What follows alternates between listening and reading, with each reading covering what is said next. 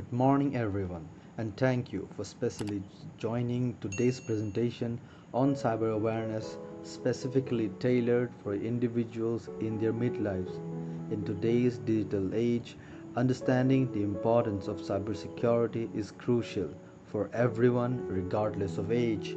We will discuss the key threats, practical tips, and strategies to enhance your cyber awareness and protect your personal and financial information. Before we jump into this, a brief introduction on myself. About me, I'm a simple cybersecurity enthusiast, a chess player, and also a bit of a footballer, and I'm a part of the Ascella InfoSec family. For now, I'm an intern at Ascella. Next, before we jump into the crux of this event, let us answer the biggest question in your mind: why? So, why do we need to be cyber aware? Why specifying people in their midlives for cyber awareness? Why not generalize it?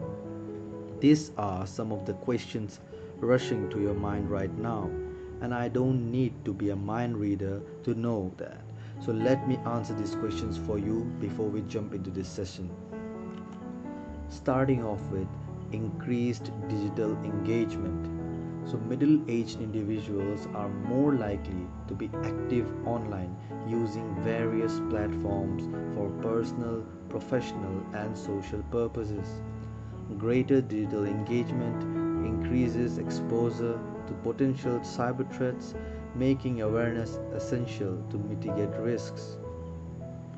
The next point would be changing technology landscape. So many middle-aged individuals have witnessed the transition from non-digital to digital technologies. Adapting to the rapid changes in technology requires an understanding of evolving cyber threats and security measures. Family responsibilities. So, middle aged individuals often have children who are digitally active and may require guidance on safe and online practices. Being aware of potential risks helps them protect their children from cyberbullying, inappropriate content, and online predators. The next point is financial implication. Middle aged individuals typically have more substantial financial assets and investments, making them attractive targets for cybercriminals. Awareness about financial scams, phishing attacks, and fraudulent schemes is crucial to prevent financial losses. Limited digital native experience. So, unlike younger generations, middle aged individuals may not have grown up with their technology, making them potentially less familiar with online risks. Cyber awareness helps bridge the gap and empower them to navigate the digital landscape effectively. The next point is job and career considerations. Middle aged individuals may have established career and professional networks. Cyber awareness is crucial for protecting sensitive work related information and maintaining a positive professional reputation. Social media usage. Middle aged individuals often use social media for personal and professional networking. Now, understanding privacy settings, recognizing fake accounts, and avoiding oversharing is essential for maintaining a safe online presence. Medical and health data. Many middle aged individuals may manage their health and medical information online.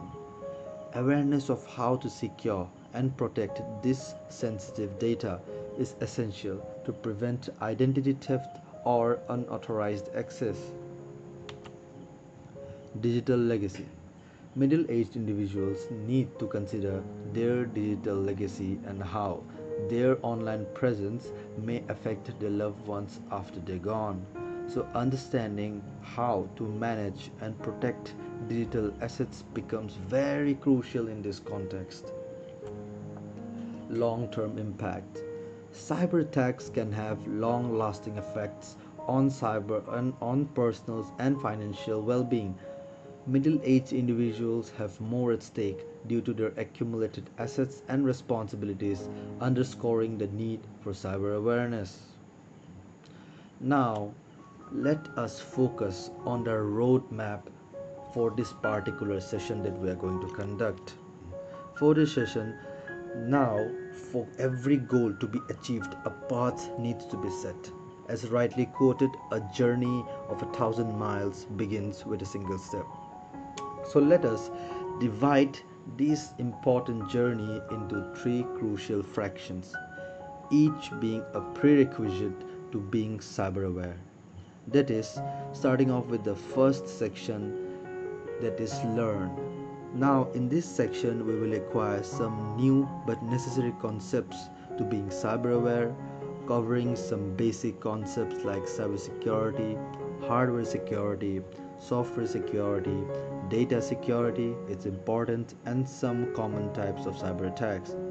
In the next section, that is in the understand section, we will try to understand the most common areas where people lack awareness, like social media, online shopping and transaction, risks of using public Wi-Fi, and about digital footprint.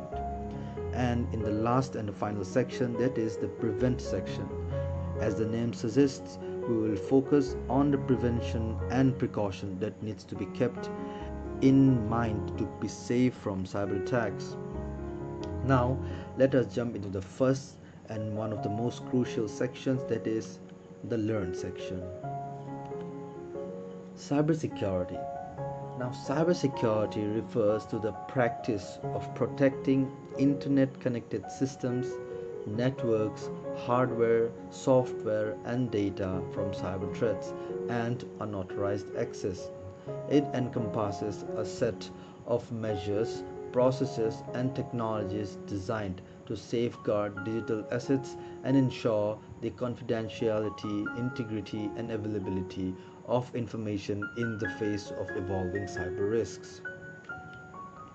The next point is internet connected systems. Now, cybersecurity focuses on safeguarding systems that are connected to the internet. These systems include computers, servers, mobile devices, smart appliances, IoT devices, and many more.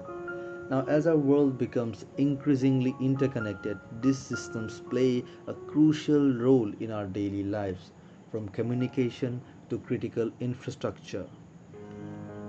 Now, let's talk a bit about hardware security, focusing on the hardware side of cybersecurity. Now, hardware, this refers to the physical components of a system such as computers, routers, and other devices. Protecting hardware involves ensuring that these devices are not physically tampered with or compromised. Next, let's talk a bit about software security, a very crucial part of cybersecurity.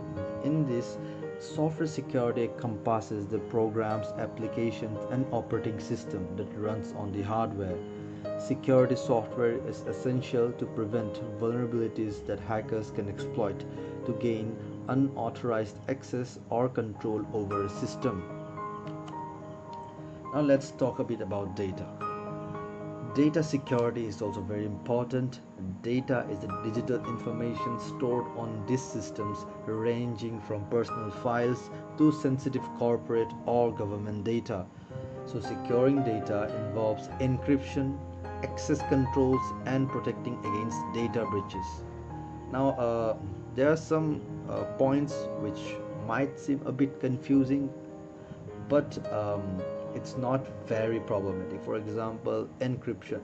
Simply put, there is a key, and you put a lock on whatever message or data you're trying to send to another individual. So in that case, you've got a key, and the one you're sending it to has also got a key. So when you send that particular data to that individual, he'll open it up and he'll be able to access it. Any individual in the middle of the network trying to access it will not be able to open that particular set of data. And even if it tries to open it, he would ultimately cause errors which will ultimately let the other person to which you are trying to send the data to know that this particular data or information has been tampered with. Next, let's jump into cyber attacks. So, cyber attacks are deliberate, malicious actions carried out by individuals or groups with the intent to compromise the confidentiality, integrity, or availability of internet connected systems. These attacks can take place in many forms, including viruses, malware, hacking attempts, denial of service attacks, phishing, and many more. Now, why is cybersecurity important? These are some of the crucial points that I've noted down.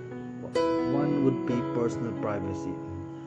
In personal privacy, cybersecurity ensures that your personal information remains confidential and is not exploited for identity theft, financial fraud, or other malicious purposes. Business continuity is the next point, in which we'll talk about how, for organizations, cybersecurity is very crucial to maintain businesses, operations, protect customer data, and uphold their reputation. Next would be national security. So, for national security, the critical infrastructure sectors, including energy, transformation, and healthcare, rely on secure systems to prevent potentially devastating cyber attacks. The next point would be economic stability. Cyber attacks can lead to financial losses and disruption of services, affecting economies at local and global level. The next point is innovation. A secure online environment encourages innovation by fostering trust and confidence in digital technologies. The next point is data integrity. So, in cybersecurity, it ensures that data remains accurate and unaltered, whether it's personal information or sensitive data. Next, let's talk about some of the common cyber threats that we face on a daily basis. Phishing attacks.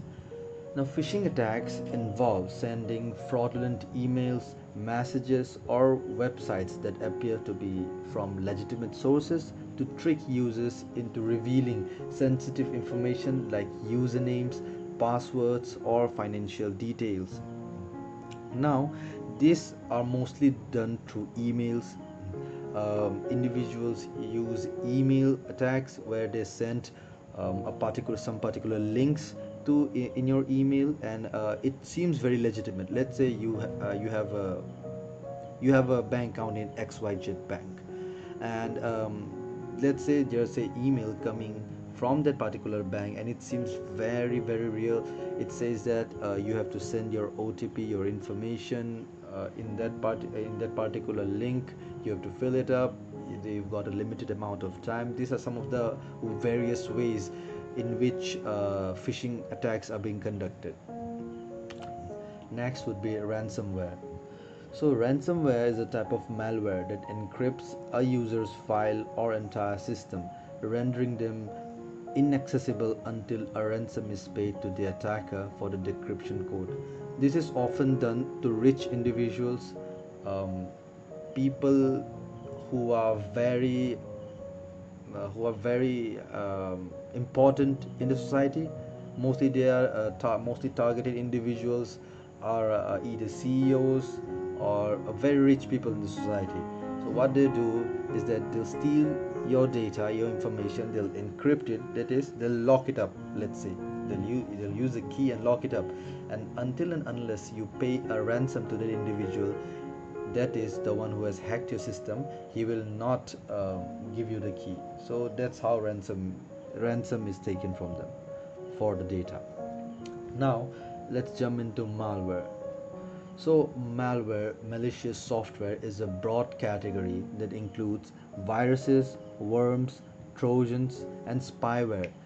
These programs can infect systems, steal data, disrupt operations, or gain unauthorized access to your particular system. This particular set of attack is categorized into many different attacks based on their utility. Let's say we have one of the attacks here: viruses, worms, and trojans. All of these attacks come under malware, but they have different utility and how they act. Spyware acts differently. It's used to spy on an individual. Trojans are applications or software that they appear to be not very harmful, utility-based apps, and when they get into your system, they'll steal your data, etc.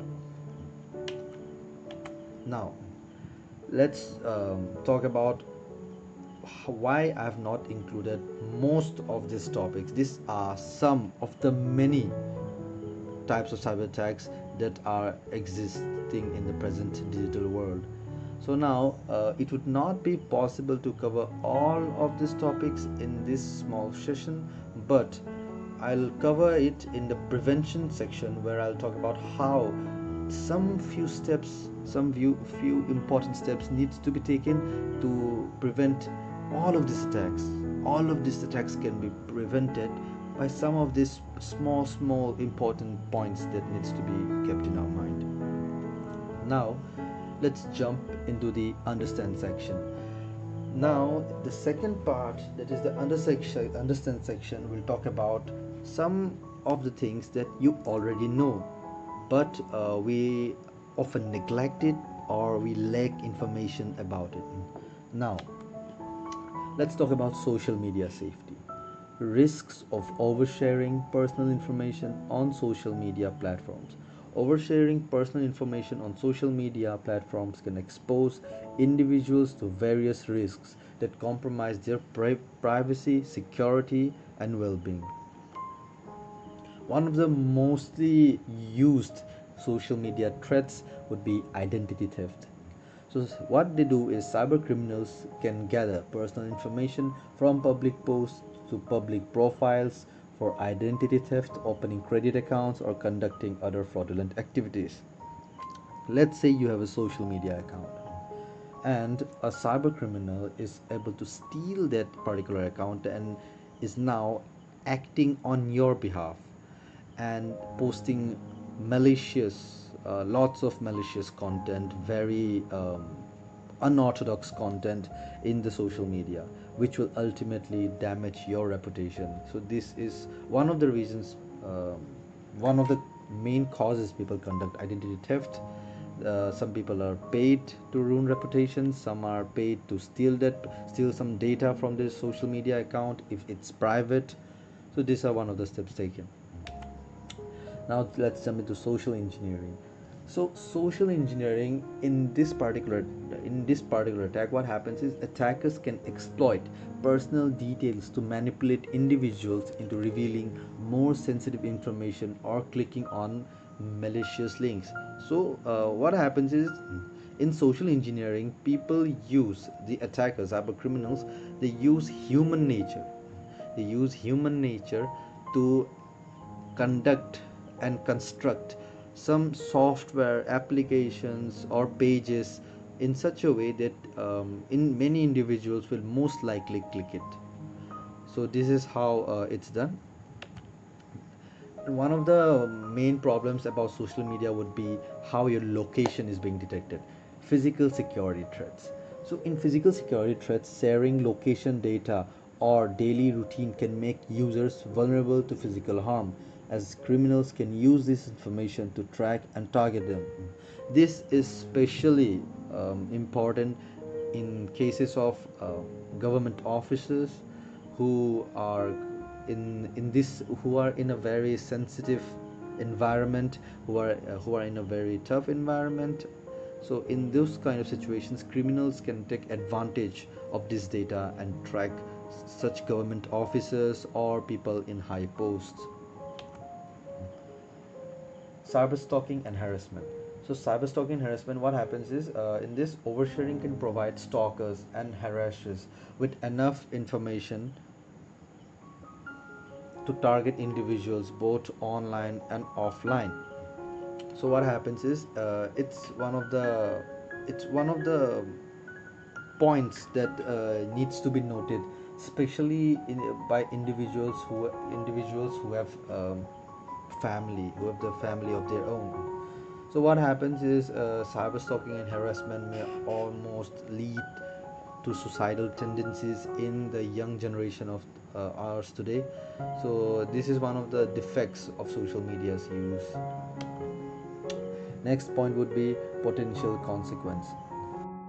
What are the consequences of using social media, um, or let's say not using it in a good manner?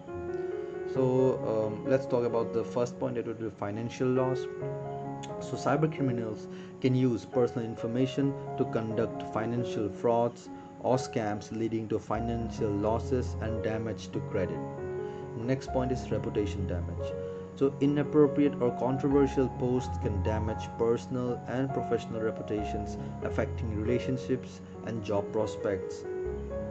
Privacy invasion.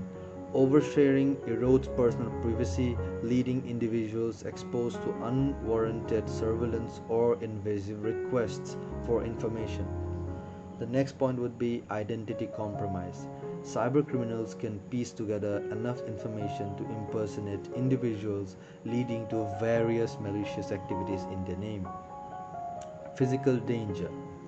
So, location sharing or detailed routines can enable physical stalking or break ins, putting personal safety at risk. Now, let's talk a bit about online shopping and transaction. So, nowadays, nowadays what happens is many people, not just the young ones, even the people in their middle age, old people, and even the younger generations. What happens is all of them are very into online shopping. Everything gets delivered to their home, but sometimes what happens is some crucial information of yours can be stolen from your online transaction, and it can be used to debit out money from your bank account. So now let's highlight the convenience of online shopping and banking. So the convenience of online shopping and banking has transformed the way we manage our finances and make purchases. From the comfort of our home or on the go, we can access a wide array of products and services, transfer funds, pay bills, and more. So, this convenience saves time and offers greater flexibility in managing our financial transactions.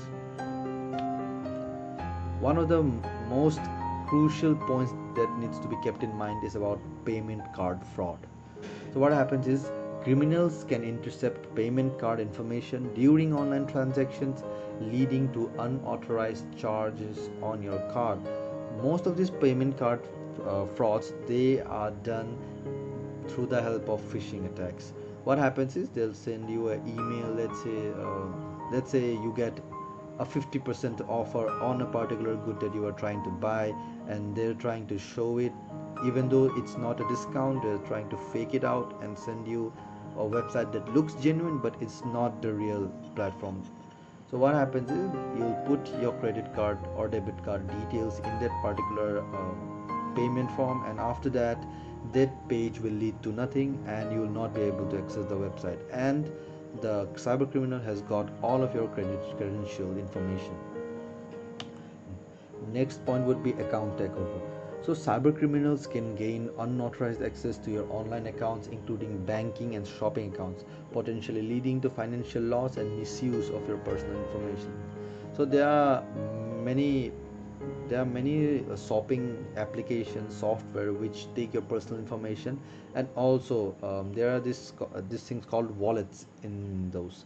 So what happens is there are many individuals who store their personal cash in that wallet, and what happens is let's say there is a cyber criminal who takes over your account.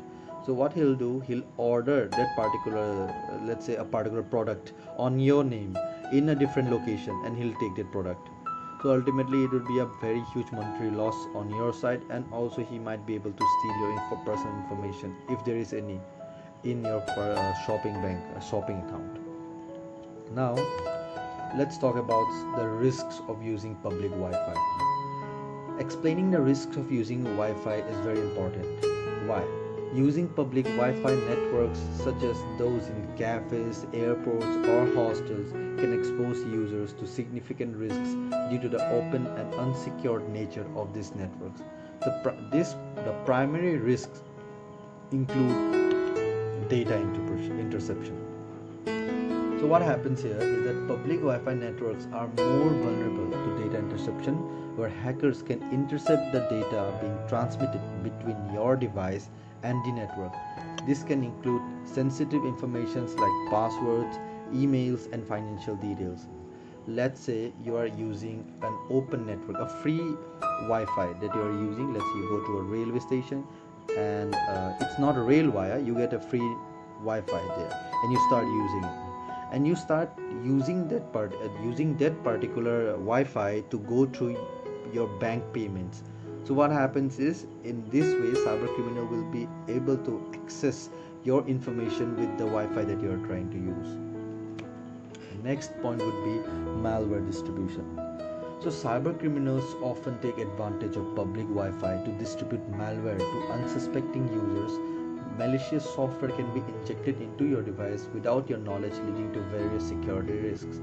So what happens is, let's say you are using, in the same situation as the first point, you are in a railway station, you are using a free Wi-Fi, and in that situation, unbeknownst to you, there's a particular application that's being installed into your device, and that creates a backdoor into your device through which the cyber criminal will be able to steal lots of your personal information. It might be your bank account details if you've taken some snapshot of it, some personal photos, videos, information, your contact information, and many other information can be stolen through that particular application. Now let's talk about digital footprint.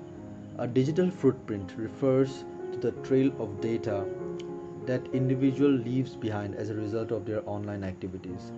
This data can include personal information, social media posts, comments, likes, searches, website visits, online purchases, and more.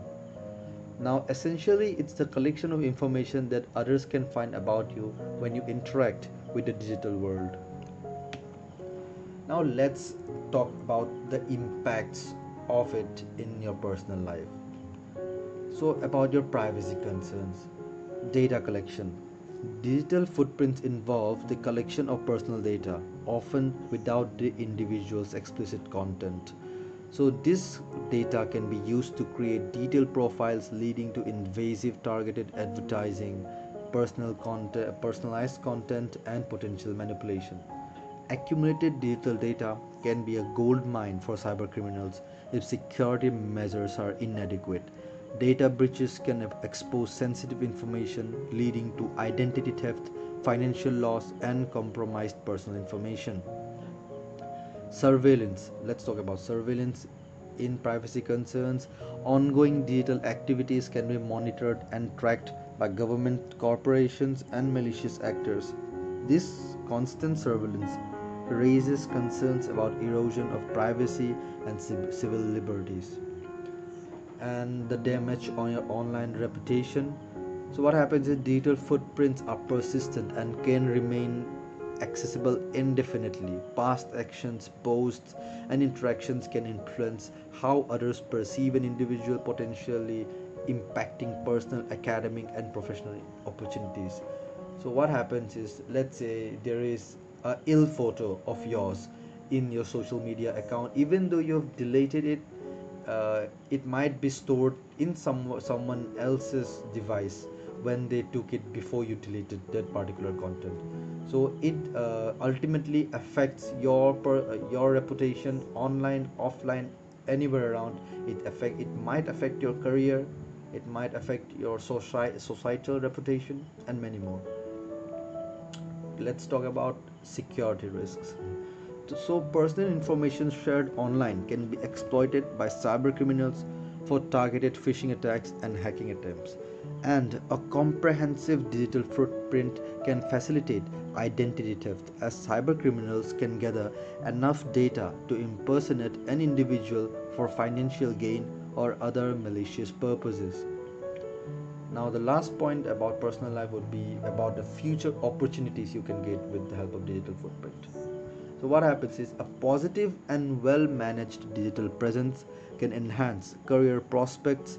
Employers often search online for candidates, and a strong digital footprint showcasing skills, achievements, and professionalism can set individuals apart. Now, let's talk about the impact of digital footprint on a professional level. So, about the professional, how it impacts your professional life, about your employment prospects, about the first impression. The employers often search online to learn more about potential candidates. So, a strong and positive digital footprint can create a favorable first impression and make candidates stand out. An updated and professional online presence validates the skills, qualifications, and experiences mentioned in the resume, making candidates more credible. Next, talking about career growth, a robust digital presence facilitates networking with industry professionals, which can lead to mentorship, collaborations, and potential career advancements opportunities. Now, let's talk about the last point, that would be networking. So, in networking, a rope. So, in networking, digital footprints enable professionals to connect with a broader and more diverse network, including individuals that might not have met otherwise. And engaging in online discussions, participating in industry forums, and sharing insights fosters meaningful relationships and collaborations with the professional community.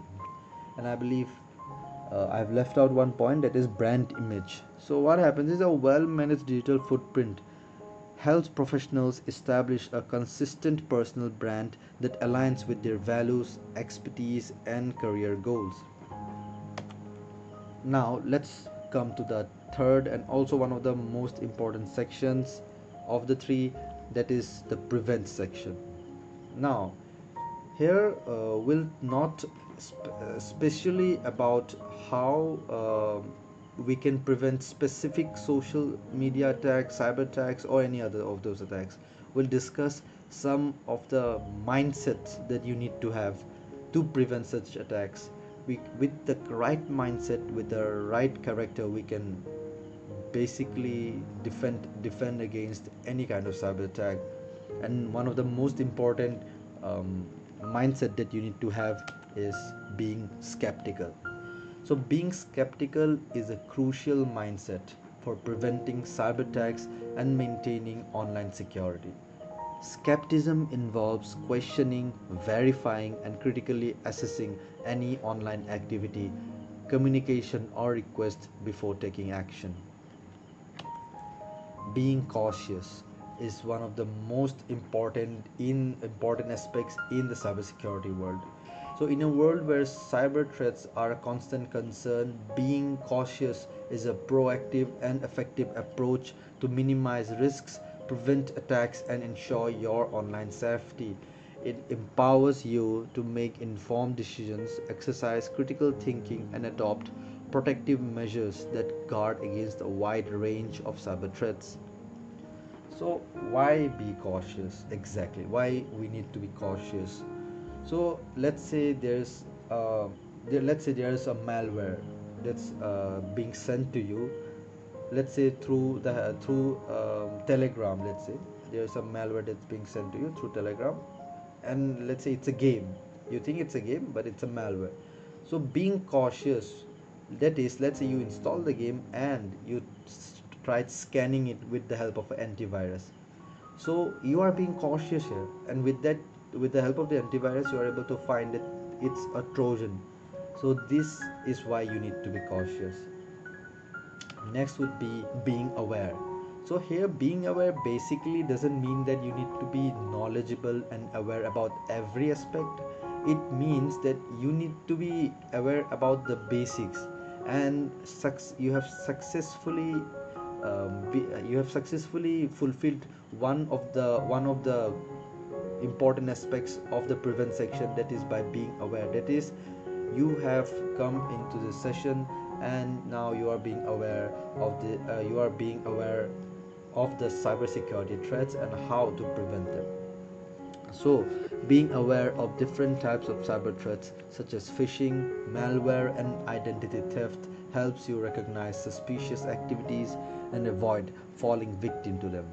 Awareness enables you to identify warning signs of potential cyber attacks like unsolicited emails, unfamiliar links, and requests for sensitive information. Now, one of the most important and last point, that would be being curious. Curiosity drives you to explore and learn about the digital world, its intricacies, and various cyber threats that exist. This knowledge empowers you to recognize potential risks and take preventive measures. A curious mindset prompts you to investigate unfamiliar emails, links, or messages, enabling you to spot new and emerging threats. Now, I would like to end my session with an ending note from Team Ascella InfoSec, and also I would like to congratulate you for being genuinely cyber aware in this era of digital pandemonium. Thank you very much.